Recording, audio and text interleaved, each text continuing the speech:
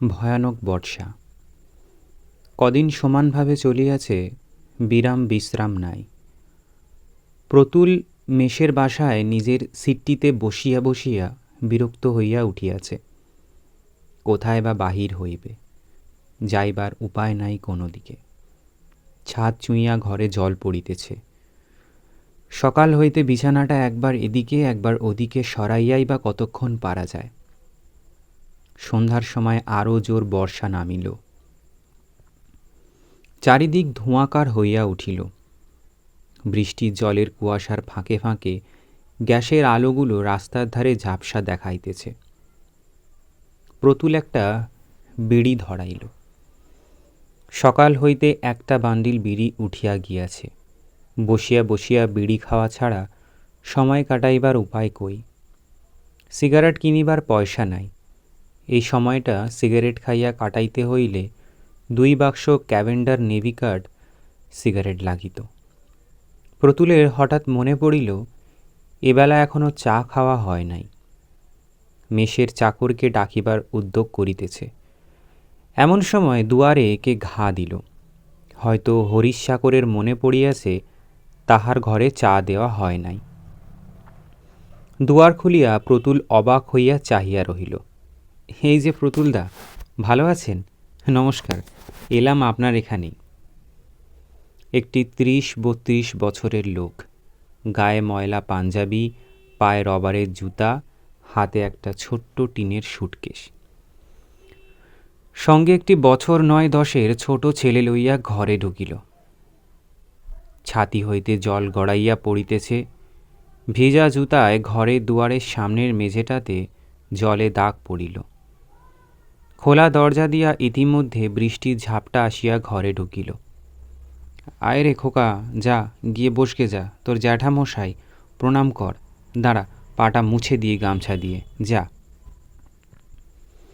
প্রতুল তখনও ঠিক করিতে পারে নাই লোকটা কে। এমন দুর্যোগের দিনে তাহার আশ্রয় গ্রহণ করিতে আসিয়াছে। দেশের লোক, গ্রামের লোক তো নয়। কোথায় ইহাকে সে দেখিয়াছে। হঠাৎ তাহার মনে পড়িয়া গেল, এ সেই শশধর, নাগপুরের শশধর গাঙ্গুলি। এত বড় হইয়া উঠিয়াছে সেই 18-19 বছরের ছোকরা। আর বাল্যের সেই চমৎকার চেহারা এত খারাপ হইয়া উঠিল কিভাবে? চিনতে পেরেছেন প্রতুলদা? হ্যাঁ, এসো বসো, কতকাল পরে দেখা। তা তুমি জানলে কি করে এখানে আমি আছি? ভালো আছো বেশ? এটিকে ছেলে? বেশ বেশ। শশধর রাঙা দাঁত বাহির করিয়া একগাল হাসিয়া বলিল, তা হবে না। সে আজ কত বছরের কথা বলুন তো? আজ 12-13 কি 14 বছরের কথা হয়ে গেল যে। আপনার ঠিকানা নিলুম জীবন ভট্টাচার্যের কাছ থেকে। জীবন ভট্টাচার্যকে মনে পড়ছে না? সেই যে জীবনদা আমাদের লাইব্রেরির সেক্রেটারি ছিল। কিন্তু জীবনদাই বা আমার ঠিকানা জানলেন কি করে? তার সঙ্গেও তো 12-13 বছর দেখা নেই। যতদিন নাগপুর ছেড়েছি ততদিন তার সঙ্গেও।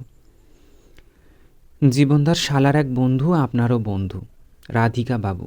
চিনতে পেরেছেন এবার? সেখানে জীবনদা শুনেছে আপনি তো আমাদের খবর রাখেন না, আমরা আপনার রাখি। এই স্থির হয়ে বসো খোকা, 1 কাপ চা খাওয়ান না দাদা, বড্ড ঠান্ডা হাওয়া দিচ্ছে।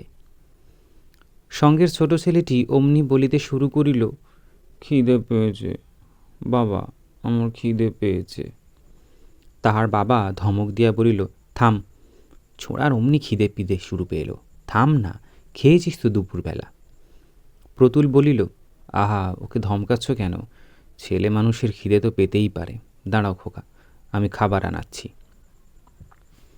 চা ও জলযোগের পর্ব মিটিয়া গেলে প্রতুল বলিল, তারপর শশধর, এখন হচ্ছে কি? শশধর বলিল, করব আর কি, রামজীবনপুরের ইউপি স্কুলের হেড পণ্ডিত। আজ 2 দিন ছুটি নিয়ে কলকাতায় এলাম, একটু কাজ আছে। ভালো কথা প্রতুলদা, এখানে একটু থাকবার জায়গা হবে? প্রতুল বলিল, হ্যাঁ হ্যাঁ, আর কি, থাকো না, জায়গা তো যথেষ্টই রয়েছে। আমি বলে দিচ্ছি তোমাদের খাওয়ার কথা রাত্রে। আজ প্রায় 12-13 বছর আগে প্রতুল নাথপুর গ্রামের মিউনিসিপ্যাল অফিসে কেরানির চাকুরি লইয়া যায়। নাথপুর নিতান্ত ক্ষুদ্র গ্রাম নয়, আশপাশের 4-5খানি ছোট বড় গ্রাম লইয়া মিউনিসিপ্যালিটি। ইলেকশন লইয়া দলাদলি মারামারি পর্যন্ত হইত। লাইব্রেরি ছিল, ডাক্তারখানা ছিল, হাই স্কুল ছিল, একটা পুলিশের ফাঁড়ি পর্যন্ত ছিল। একদিন নিজের ক্ষুদ্র বাসাটিতে বসিয়া আছি একা। একটি 18-19 বছরের ছোকরা আসিয়া প্রণাম করিয়া বলিল, আপনি বুঝি নতুন এসেছেন আমাদের গাঁয়ে? হ্যাঁ, এসো বসো। তোমার নাম কি? আমার নাম শশধর। আপনার সাথে আলাপ করতে এলুম। একলাটি বসে থাকেন। এসো এসো। ভালোই। তুমি স্কুলে পড়ো বুঝি? শশধর পরিচয় দিল। না, সে স্কুলে পড়ে না। অবস্থা ভালো না, স্কুলে কে পড়াইবে? তাহা ছাড়া সংসারে বাবা নাই, তাহারই ঘাড়ে সংসার। মা 2 বোন, 3টি ছোট ছোট ভাই, স্ত্রী। প্রতুল বিস্মিত হইয়া বলিল, তুমি বিয়ে করেছ নাকি? আজ্ঞে হ্যাঁ, ও বছর বিয়ে হয়ে গিয়েছে। ছেলেটি দেখিতে খুব সুশ্রী, সুপুরুষ। অল্প বয়সে বিবাহ হওয়াটা আশ্চর্য নয় বটে। কিছুক্ষণ বসিয়া থাকিবার পরে ছেলেটি সেদিন চলিয়া গেল। তাহার পর হইতে মাঝে মাঝে সে প্রায়ই আসিত। এ গ্রামে প্রতুল নতুন আসিয়াছে, বিশেষ কাহারও সহিত পরিচয় নাই। এই অবস্থায় একজন তরুণ বন্ধু লাভ করিয়া প্রতুলও খুশি হইল। সময় কাটাইবার একটা উপায় হইল। সন্ধ্যাবেলাটা দুজনে গল্পগুজবে কাটিয়া যাইত। একদিন শশধর প্রতুলকে বাড়ি খাওয়ার নিমন্ত্রণ করল। শশধরের মা তাকে ছেলের মতো যত্ন করিয়া খাওয়ালেন। শশধরের বোন কণা তাকে প্রথম দিনেই প্রতুলদা বলিয়া ডাকিল। এই নির্বান্ধব পল্লীগ্রামে ইহাদের স্নেহসেবা প্রতুলের বড় ভালো লাগিল সেদিন। ইহার পর অফিস হইতে প্রতুল নিজের বাসায় ফিরিতে না ফিরিতে শশধর প্রতুলকে ঝাঁকিয়া নিজের বাড়িতে প্রায়ই লইয়া যায়। প্রায় বৈকালিক চা পানের ও জলযোগের ব্যবস্থা সেখানেই হইয়া থাকে। দিন কতক যাইবার পরে প্রতুল ইহাতে সংকোচ বোধ করিতে লাগিল। শশধরদের সাংসারিক ব্যবস্থা বিশেষ সচ্ছল নয়। রোজ রোজ তাহার জলযোগের জন্য উহাদের খরচ করাইতে প্রতুলের মন সায় দিল না। সে খাওয়া বন্ধ করিল। অবশ্য মূর্খে সোজাসুজি কোনো কিছু বলিতে পারা সম্ভব ছিল না। তবে যাইবার ইচ্ছা না থাকিলে আপত্তির অভাব হয় না। একদিন শশধর আসিয়া বলিল, হ্যাঁ যেতেই হবে প্রতুলদা। কণা বলেছে তোমাকে নিয়ে না গেলে সে ভয়ানক রাগ করবে আমার ওপর। প্রতুল আশ্চর্য হইয়া বলিল, কণা? হ্যাঁ হ্যাঁ, কণা, আমার ছোট বোন। ভুলে গেলেন নাকি? চলুন আজ। প্রতুলের মনে বিস্ময় এবং আনন্দ দুই হইল। কণার বয়স 15-16, রং ফর্সা, বেশ সুষ্টি মেয়ে, কথাবার্তা বলে চমৎকার। পাড়াগাঁয়ের তুলনায় লেখাপড়াও জানে ভালো। তাহার সম্বন্ধে কণা আগ্রহ দেখাই যে কথাটা শুনিতে ভালো লাগিল। কণা সেদিন প্রতুলের কাছে কাছেই রহিল। কয়দিন না দেখাশোনার পরে দুজনেরই দুজনকে যেন বেশি করিয়া ভালো লাগিতেছে। ফিরিবার সময় প্রতুলের মনে হইল কণাকে আজ যেন তাহার অত্যন্ত আপনজন বলিয়া মনে হইতেছে। কেন? নির্জন বাসায় ফিরিয়া কথাটা সে ভাবিল। কণা মেয়েটি ভালো, সত্যই বুদ্ধিমতী, সেবাপরায়ণা। তাহাদেরই পাল্টি ঘর। আহা, এই জন্যই কি শশধরের তাগিদ, তাহাকে ঘন ঘন বাড়ি লইয়া যাইবার জন্য? কথাটা মনে হইবার সঙ্গে সঙ্গে চিন্তাও তাহার মনে না আসিয়া পারিল না। তাই কণার অত গায়ে পড়িয়া আলাপ করার ঝোঁক তার সঙ্গে। প্রতুল আবার শশধরদের বাড়ি যাওয়া বন্ধ করিল। শশধর আসিয়া পীড়াপিড়ি আরম্ভ করিতে আদৌ বিলম্ব করিল না। এবার কিন্তু প্রতুল অত সহজে ভুলিল না। তাহার মনে দ্বন্দ্ব লাগিয়াছে। কণা তাহাকে সত্যই ভালোবাসে, না তাহাকে বিবাহের ফাঁদে ফেলিবার জন্য ইহা তাহার একটা ছলনা মাত্র? কণার মা কি জন্য তাহাকে অত আদর করিয়া থাকেন, বা শশধর তাহাকে বাড়ি লইয়া যাইতে অত আগ্রহ দেখায়, ইহার কারণ প্রতুলের কাছে অবশ্য স্পষ্ট হইয়া উঠিল। গরিবের মেয়ে, বিবাহ দিবার সঙ্গতি নাই, উপযুক্ত নাই। সেই হিসেবে প্রতুল পাত্র ভালোই। 30 টাকা মাহিনা পায় অফিসে, বয়স কম, দেখিতে শুনিতেও এ পর্যন্ত প্রতুলকে কেহ খারাপ বলে নাই। ইহাদের সকল স্নেহ ভালোবাসা বা আগ্রহের মধ্যে একটি গূঢ় স্বার্থসিদ্ধির সন্ধান জানিয়া প্রতুলের মন ইহাদের প্রতি নিতান্ত বিরূপ হইয়া উঠিল। মাস 2 কাটিয়া গিয়াছে। ভাদ্র মাস। 7-8 দিন বেশ ঝলমলে শরতের রৌদ্র। খালের ধারে কাশফুল ফুটিয়াছে, জল কাদা শুকাইয়া আসিতেছে। পূজার ছুটির আর বেশি দেরি নাই। প্রতুল বসিয়া বসিয়া সেই কথা ভাবিতেছিল। মিউনিসিপ্যাল অফিসে 12 দিন ছুটি। এই সময় একদিন কাহার মুখে প্রতুল শুনিল শশধরের বাড়িতে বড় বিপদ। শশধরের মা মৃত্যুশয্যায়। শুনিয়া সে ব্যস্ত হইয়া উঠিল। শশধর এদিকে অনেক দিন আসে নাই তা নয়। প্রতুল উহাদের বাড়ি না গেলেও সে এখানে প্রায় আসিয়া বসিয়া থাকে, চা খায়, গল্পগুজব করে। কই মায়ের এমন অসুখের কথা তো শশধর বলে নাই। প্রতুল শশধরের বাড়ি গেল। এমন বিপদের সময় না আসিয়া চুপ করিয়া থাকা, সেটা ভদ্রতা এবং মনুষ্যত্ব উভয়েরই বিরুদ্ধে। প্রতুলের কড়া নাড়ার শব্দে কণা আসিয়া দরজা খুলিয়া দিল। প্রতুলের মনে হইল কণা তাহাকে দরজায় দেখিয়া বিস্মিত হইয়াছে। প্রতুলই আগে কথা কহিল। বলিল, মা কেমন আছেন? আসুন বাড়ির মধ্যে। দাদা নেই বাড়িতে, ডাক্তার ডাকতে গিয়েছে, অবস্থা ভালো না। চলো চলো দেখি গিয়ে। আমি কিছুই জানি না কণা অসুখের কথা। শশধর কদিন আমার ওখানে যায়নি, তবে মাঝে যা গিয়েছিল কিন্তু কিছুই বলেনি। বলবে কি, মার অসুখ আজ সবে 5 দিন হয়েছে তো। পরশু রাত্রির থেকে বাড়াবাড়ি যাচ্ছে। এর আগে এমন তো হয়নি। ঘরের মধ্যে ঢুকিয়া যেটা প্রতুলের চোখে সর্বপ্রথম পড়িল, সেটি ইহাদের দারিদ্র্যের কুশ্রী ও মলিন রূপ। সে নিজেও বড়লোকের ছেলে নয়, কিন্তু তবুও তাহাদের বাড়িতে গৃহস্থালির যে শ্রীছাদ আছে, এখানে তার শিকিও নেই। কণা বলিল, এতকাল আসেননি কেন এদিকে? আমাদের তো ভুলেই গিয়েছেন। প্রতুলের মনে কষ্ট হইল। কণার ক্লান্ত, উদ্বেগপূর্ণ এবং ঈষৎ বিষণ্ণ চোখ দুটির দিকে চাহিয়া তাহার মনে হইল যে সে বড় নিষ্ঠুর কাজ করিয়াছে এতদিন এখানে না আসিয়া। কণা বড় ভালো মেয়ে। যতক্ষণ প্রতুল তাহাদের বাড়ি রহিল, ততক্ষণের মধ্যে প্রতুল জানিতে পারিল কণার কি কর্তব্য জ্ঞান। রুগ্ন মায়ের কি সেবাটাই করিতেছে কণা। এত দুঃখে উদ্বেগেও কণার সুন্দর রূপ ম্লান হয় নাই। অনেক মেয়েকে সে দেখিয়াছে, সাজিলে গুজিলে সুশ্রী বলিয়া মনে হয়, কিন্তু মলিন কাপড় পরিয়া থাকিলে বা চুল না বাঁধা থাকিলে, কিংবা হয়তো সদ্য ঘুম হইতে ওঠা অবস্থায় দেখিলে বড় খারাপ দেখায়। কণার রূপের মধ্যে একটা কিছু আছে যাহাতে কোনো অবস্থাতেই খারাপ দেখায় না। এত অনিয়ম, রাত্রি জাগরণ, উদ্বেগ, পরিশ্রমের মধ্যেও কণা তেমনই ফুটন্ত ফুলটির মতো তাজা, তেমনই লাবণ্য ওর সুকুমার মুখে। কণার সম্বন্ধে এই একটি মূল্যবান সত্য আবিষ্কার করিয়া প্রতুল আনন্দিত ও বিস্মিত দুই হইল। ইহার পর প্রতুল কয়দিনই কণাদের বাড়ি নিয়মিত যাইতে লাগিল।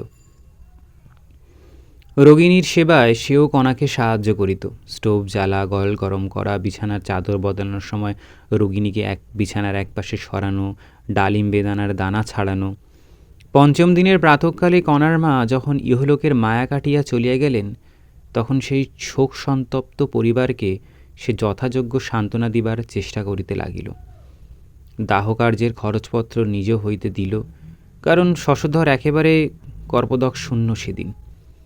নিজে শ্মশানে গিয়া শেষ পর্যন্ত রহিল, আবার সকলের সঙ্গে সেখান হইতে কণাদের বাড়ি ফিরিয়া আগুন তাপিল এবং নিমের পাতা দাঁতে কাটিল। কণা আজকাল প্রতুলের দিকেও বড় টানে। তাহার সুখ দুঃখ, সে রাত্রে ঘুমাইল কিনা, তাহাকে চা ঠিক সময়ে দেওয়া এবং সেই সঙ্গে কিছু না হোক 1 মুঠা মুড়ি ও তেল নুন মাখিয়া দেওয়া, এসব দিকে কণার সতর্ক দৃষ্টি। এত দুঃখ বিপদের মধ্যেও ইহাও প্রতুলের মনে বড় আনন্দ দিয়াছে কদিন। শ্রাদ্ধের আগের দিন প্রতুল শশধরকে নিজের মাহিনা হইতে 20টি টাকা দিয়া তাহাকে কি করিতে হইবে না হইবে পরামর্শ দিল। জিনিসপত্র লোকজন খাওয়ানোর ফর্দ ধরিল। সামান্য তিলকাঞ্চন, শ্রাদ্ধ হইবে, শ্রাদ্ধের দিন 12টি ব্রাহ্মণ এবং নিয়ম ভঙ্গের দিন জন 15 জ্ঞাতি কুটুম্ব খাইবে। এসব কথা কণাদের বাড়ি বসিয়াই হইতেছিল। পরামর্শান্তে প্রতুলকে বসাইয়া রাখিয়া শশধর কোথায় বাহির হইয়া গেল। প্রতুলের বসিয়া থাকিবার কারণ সে এখনো বৈপালিক চা পান করে নাই, না খাইয়া গেলে কণা চটিয়া যাইবে। কণা চা লইয়া ঘরে ঢুকিল। প্রতুল কণার হাত হইতে পেয়ালাটি লইয়া বলিল, বসো কণা, কালকে সব জোগাড় করে রাখো। ফর্দ দিয়েছেন নবীন ভট্টাচার্য, সন্ধ্যের পর একবার দেখে নিও সেখানা। শশধর কেনাকাটা করতে গিয়েছে, যদি কিছু বাদ পড়ে আনিয়ে নিও। আপনি টাকা দিলেন? আমি? হ্যাঁ, তাই। কত টাকা দিলেন? সে কথায় দরকার, সে এমন কিছু। তাছাড়া ধার শশধর আবার আমায়, দাদা আবার আপনাকে ছাই দেবে। আপনাকে কথাটা বলবো ভেবেছি। কেন আপনি আমাদের পেছনে এমন করে খরচ করবেন? রোগের সময় টাকা দিয়েছেন, আবার কাজের সময় দেবেন। আপনি কি এমন 950 টাকা ব্যাংকে জমিয়েছেন শুনি? মাইনে তো পান 30টি টাকা। আপনার নিজের বাবা মা ভাই বোন রয়েছে, তাদের কি দেবেন? নিজে কি খাবেন? আপনাকে বলি শুনুন, দাদা বেকার বলে আছে, আপনার কাছ থেকে টাকা নিয়ে তা কখনো আর উপর হাত করবে না।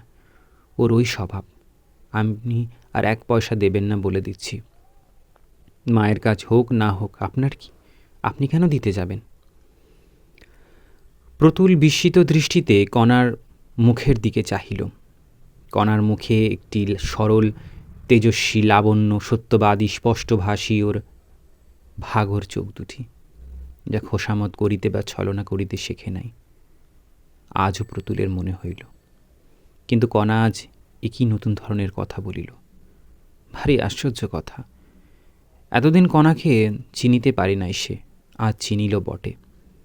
শ্রদ্ধায় ও সম্ভ্রমে প্রতুলের মন পূর্ণ হইয়া উঠিল। কণা কোনো সাধারণ মেয়ে নয়। শ্রাদ্ধশান্তি মিটিয়া গেল। প্রতুল নিয়মিত উহাদের বাড়ি যাতায়াত করিতে লাগিল। কণার সেবা অত্যন্ত হইয়া গিয়াছে। সে যত্ন ও সেবায় এতটুকু খুঁত কোনোদিন প্রতুলের চোখে পড়িল না আজও। মায়ের শোক খানিকটা প্রশমিত হইবার পরে কণা আরও সুশ্রী হইয়া উঠিয়াছে এখন। পরিস্ফুট যৌবনশ্রী তাহার অঙ্গ প্রত্যঙ্গে। প্রতুল ইতিমধ্যে মনে মনে ভাবিয়া স্থির করিয়াছে কি করিয়া কথাটা এবার সে পারিবে। কথাবার্তা পাকা না হয় রহিল। অশৌচ কাটিয়া গেলে বিবাহ হইতে বাধা কি? পরের বাড়ি তরুণী পূর্ণ যৌবন মেয়ের সহিত এভাবে মেলামেশা উচিত হইতেছে না। একটা পাকাপাকি কথা হওয়া ভালো। বৈকালে প্রতুল কণাদের বাড়ি গেল। কণা আসিয়া বলিল, ওই রে বাস, আমি বলেছি কি না বলেছি, প্রতুলদা তো এলো বলে। দুধ নেই চা করবার। ওবেলা পিন্টু দুধের কড়া আলগা করে দিয়েছে, আর সব দুধখানি উপুর করে রেখে দিয়েছে বেড়ালে। বসো কণা, এখানে চা হবে এখন, তার জন্য কিছু নয়। কণা এখন মাতৃহীন ছোট ভাই বোনদের স্থান পূর্ণ করিয়াছে। সংসারে সেই এখন কর্ত্রী, প্রতুলদা জানে। কিন্তু এই ক্ষুদ্র কর্ত্রীটি মাঝে মাঝে কী রকমে ফাঁদে পড়িয়া যায় পয়সাকড়ির অভাবে, তাহাও প্রতুল দেখিয়াছে। কণা তাহাকে কিছু বলে না, কোনো দিন না, কিন্তু সে নানা রকমের টের পায়, যেমন আজই পাইল। কণা কি কাজে একটু উঠিয়া গিয়াছে, প্রতুল কণার ছোট্ট ভাই বিষ্ণুকে তাকিয়া বলিল, কি খেয়েছো খোকাবাবু? ভাত খেয়েছি। এখন কি খেয়েছ? আর কিছু নেই, ভাত নেই, দিদি খায়নি। তখন সেখানে কণার ছোট বোন 11 বছরের পিন্টু আসিল। প্রতুল বলিল, কণা খায়নি কেন? পিন্টু বলিল, ভাত ছিল না, ওবেলা চাল ধার করে নিয়ে এলো দিদি, ওই সরকারদের বাড়ি থেকে। দাদা কাল কোথায় গিয়েছে, আজও তো ফিরল না। মহেশ চক্রবর্তীর দোকানে টাকা পাবে বলে চাল ভালো দেয় না আজকাল। দিদি এখন কোথায় পাবে, কোন দিকে যাবে? প্রতুল অনেক কথা ভাবিল। কণা সংসার চালাইতে পারে না টাকার অভাবে। সে নিজে যদি বাহির হইতে 2-10 টাকা সাহায্য করে, সেটা যেন ভিক্ষা দেওয়ার মতো দেখায়। টাকা হাত পাতিয়া লওয়ার কণার গৌরব ক্ষুণ্ণ হয়। কণাকে সে অপমানের মধ্যে টানিয়া তাহার মন সরে না। অথচ এরকম কষ্ট করিয়াই বা কণা কতদিন বাঁচিবে? সব দিকের মীমাংসা করিতে হইলে বিবাহের কথাটা পাড়িতে আর বিলম্ব করা উচিত নয়। আজই সে কণার সঙ্গে এ বিষয়ে একটা বোঝাপড়া করিবে আগে, তাহার পরে শশধরকে জানাইলেই চলিবে। এখন শশধরটা মানুষ নয়, সে ইতিমধ্যে বেশ বুঝিয়া ফেলিয়াছে। কণা চা লইয়া ঘরে ঢুকিল, বলিল, একটু দেরি হয়ে গেল প্রতুলদা, দুধ ছিল না একেবারে, আনলাম রায় কাকাদের বাড়ি থেকে, দেখুন তো চাটা খেয়ে কেমন হয়েছে। প্রতুল বলল, ব্যস্ত হয়ে ঘুরছ কোথায় কণা, বসো এখানে, কথা আছে। শীতকালের বিকাল, কণাদের বাড়ির চারিপাশে বনজঙ্গলে বনমৌরি লতার ফুল ফুটিয়াছে, বেশ একটা উগ্র সুগন্ধে অপরাহ্নে শীতল বাতাস ভরপুর। ভাঙা ইটের পাঁচিলের গায়ে রাঙা রোদ পড়িয়া কণাদের পুরনো পৈতৃক ভদ্রাসনের প্রাচীনত্ব ও দারিদ্র্য যেন আরও বাড়িয়া তুলেছে। কণা বসিল, প্রতুলের মুখের দিকে আগ্রহী সহিতে চাহিয়া বলিল, কি প্রতুলদা? তোমাকেই কথাটা বলি, কিছু মনে করো না কণা। অনেকদিন থেকে কথাটা আমার মনে রয়েছে, বলি বলি করে বলা হয়ে উঠছে না। তুমি আমায় বিয়ে করবে কণা? আমি অত্যন্ত সৌভাগ্য বলে মনে করব যদি। কণা খানিকটা চুপ করিয়া রহিল। খানিকক্ষণ দুজনের কেউই কথা বলিল না। তারপরে কণা ধীরে ধীরে অনেকটা চাপা সুরিল বলিল, সে হয় না প্রতুলদা। প্রতুল বিস্মিত হইল। কণার এ উত্তর সম্পূর্ণ অপ্রত্যাশিত তাহার কাছে। বলিল, হয় না কণা? কণা মাটির দিকে চোখ রাখিয়া পূর্ববৎ নিয় সুরে বলিল, হয় না প্রতুলদা, কারণ আছে অবশ্যই, কিন্তু সে কথা বলবো না। বিয়ে হতে পারে না। কেন? কণা কি অন্য কোনো যুবককে ভালোবাসে? কই, আর কোনো যুবককে তো প্রতুল কোনো দিন উহাদের বাড়িতে যাওয়া আসা করিতে দেখে নাই। ব্যাপার কি? কারণটা জানতে পারলে বড় ভালো হতো কণা। খুব বেশি বাধা কিছু আছে কি? কারণটা বলবে? আপনি কিছুই জানেন না? দাদা কিছু বলেনি আপনাকে? প্রতুল আরও বিস্মিত হইল। কি জানিবে সে? শশধরী বা তাহাকে কি বলিবে? অত্যন্ত আগ্রহ ও কৌতূহলের সঙ্গে সে বলিল, না কণা, তুমি কি বলছো আমি কিছুই বুঝতে পারছি নে। শশধর কি বলবে আমায়? আমি বিধবা। তুমি? হ্যাঁ, 8 বছর বয়সে আমার বিয়ে হয়। 13 বছর বয়সে এই 5 বছর হলো। প্রতুলের মাথা বনবন করিয়া ঘুরিতে লাগিল যেন। সর্বশরীর যেন ঝিমঝিম করিতেছে। কণা বিধবা? কণার বিবাহ হইয়াছিল 8 বছর বয়সে? অদৃষ্টের কি দারুণ পরিহাস! আর সে কত আকাশ কুসুমনা রচনা করিয়াছে মনে মনে এই কণাকে লইয়া। ইহাদের প্রতি মনে মনে কত অবিচার করিয়াছে তাহাকে জামাই করিবার উদ্দেশ্য প্রতি আরোপ করিয়া। গ্লানি ও অনুতাপে প্রতুলের মন পূর্ণ হইয়া গেল। কিন্তু কণা, এ কথা তো আমি কিছুই জানি নে। আমাকে তো কেউ কিছুই বলেনি। আমার কিন্তু ধারণা ছিল যে আপনি জানেন, দাদা বলেছে আপনাকে। আমিও অবাক হয়ে গেছি এ কথা শুনে। একটা কথা বলবো? বিধবার পুনর্বিবাহ তো হচ্ছে সমাজে। প্রতুলদা, ওসব কথা থাক। যা হয় না যেখানে, সেখানে সে কথা তোলা মিথ্যে মিথ্যে কেন? না, আমার কথার উত্তর দাও কণা। আমি অমন ধরনের কথা শুনবো না তোমার মুখে। তোমায় সুখী করার দিকে আমার লক্ষ্য। সেজন্য সংস্কার এবং সমাজ আমি অনায়াসেই ঠেলব। কণার চোখ দিয়া জল গড়াইয়া পড়িল।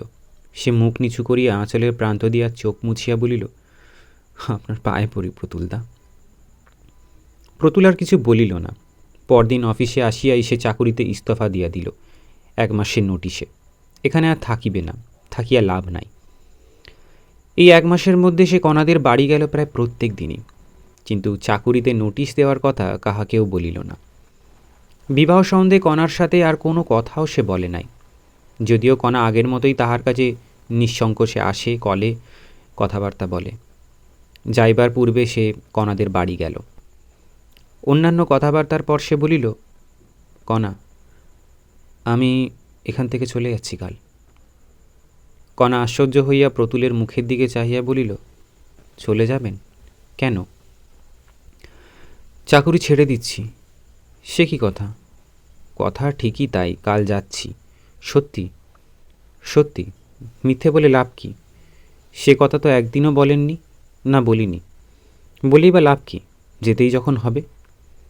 কেন, এখানে আপনার অসুবিধা কী হচ্ছিল? ভালো চাকরি পেয়েছেন বুঝি কোথাও? কোথাও না। কণা চুপ করিয়া রহিল, প্রতুলও তাই। খানিক পরে কণা বলিল, যাবেন তা জানতুম, বিদেশি লোক আপনি, আপনাকে তো ধরে রাখা যাবে না। আমাদের কথা আপনি শুনবেই বা কেন? অনেক জ্বালাতন করেছি, কিছু মনে করো না কণা। কণা চুপ করিয়া রহিল। এই পর্যন্ত সেদিন কণার সঙ্গে কথাবার্তা। পরদিন আরেকবার কণাদের বাড়ি যাইবার কথা ভাবিয়াও প্রতুলের যাওয়া ঘটিল না। দুপুরের ট্রেনে প্রতুল চলিয়া আসিল। সারা পথ কেবল কণার কথা মনে হইল প্রতুলের। সেই অভাব অনটনের সংসারে চিরকাল কাটাইতে হইবে তাহাকে। গরিবের ঘরের অল্প বয়সী বিধবা মেয়ে, দাদার সংসার ছাড়া আর উপায় নাই। কণার জীবন অন্ধকার, কোনো আলো নাই কোনো দিক হইতে।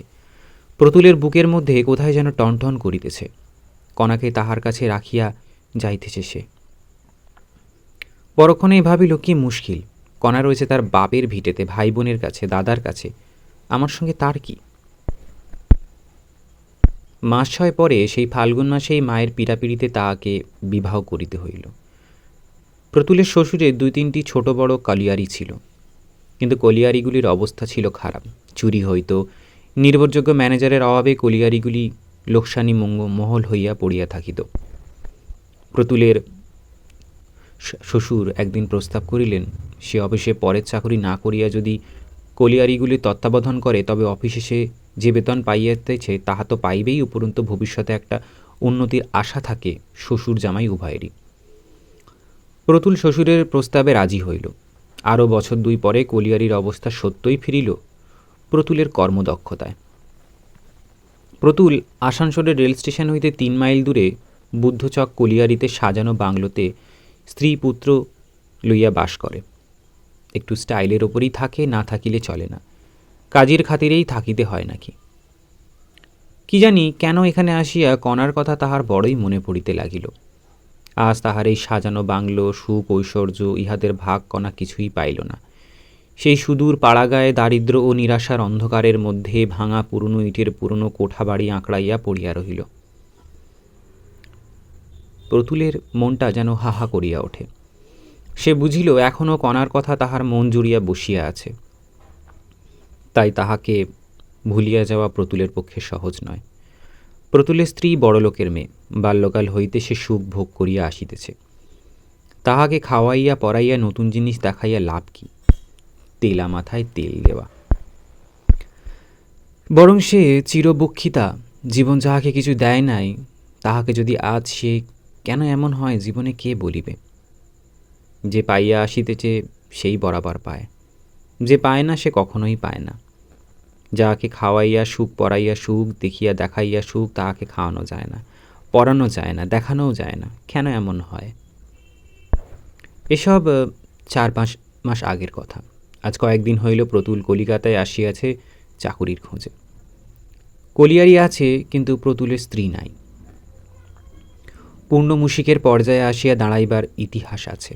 সংক্ষেপে এই যে, গত বছর স্ত্রীর মৃত্যুর পর হইতেই শ্বশুরের কলিয়ারিতে থাকা প্রতুলের ভালো মনে হইল না, এবং তারপরে দেখা গেল প্রতুলের শ্বশুরেরও তাহা ক্রমশ ভালো বলিয়া মনে হইতেছে না।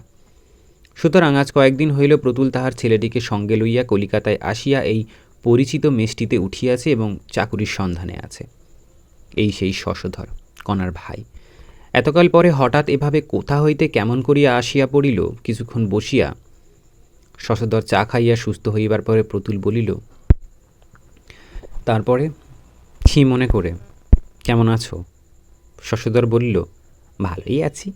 আপনি এখানে আছেন তা শুনলুম জীবনদার কাছে। আপনি নাকি চাকুরি খুঁজছেন, সেই জন্যেই আমার এখানে আসা। আপনার সব কথাই শুনেছি।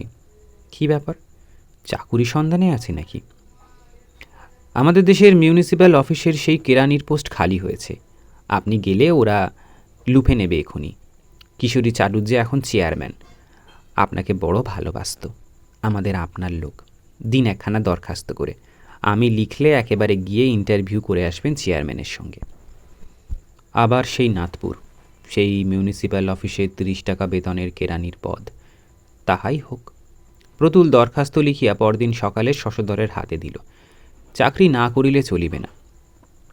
ছোট ছেলেটে লইয়া 30 টাকায় তাহার খুব চলিয়া যাইবে। তাহার বাবা মা জীবিত বটে, কিন্তু ছেলের রোজগারের ওপর তাহাদের নির্ভর করিতে হয় না।